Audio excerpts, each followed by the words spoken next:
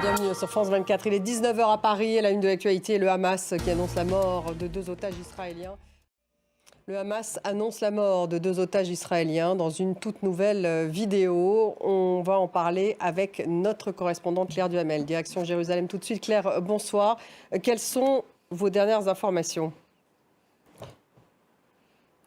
Bonsoir. Oui, c'est une des vidéos de propagande du Hamas les plus effroyables depuis le début de cette guerre. Merci Claire. Claire Duhamel en direct de Jérusalem. Et puis sachez que 2 Français sont parmi les blessés dans l'attentat à la voiture bélier qui a eu lieu donc en Israël. Une femme avait été tuée et au moins 17 autres personnes blessées. C'était un attentat qui a eu lieu à Ranana, dans le centre du pays. On fait un point en images avec Axel Simon et Eddy Ben Youssef. Et les risques d'escalade du conflit demeurent alors qu'un navire américain a été touché par un missile lancé par des Houthis au large du Yémen.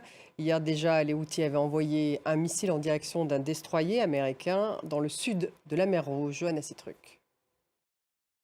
Direction des États-Unis, sous le coup d'envoi de l'investiture républicaine pour l'élection présidentielle du mois de novembre. Ça se passe dans l'Iowa.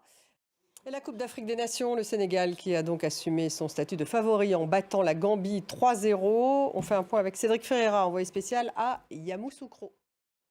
Merci de nous avoir suivis. Restez avec nous dans quelques minutes. Le débat, il est consacré justement à cette investiture républicaine pour la présidentielle du mois de novembre. Ça a lieu dans l'Iowa. Donald Trump est bien sûr le favori. On va en reparler avec nos invités. Quel est l'enjeu de ce scrutin ? Comment expliquer la popularité de Donald Trump malgré tout, on a envie de dire? Où en est-on d'ailleurs dans le match Trump-Biden? Les questions que nous allons poser à nos invités dans quelques minutes. Restez avec nous.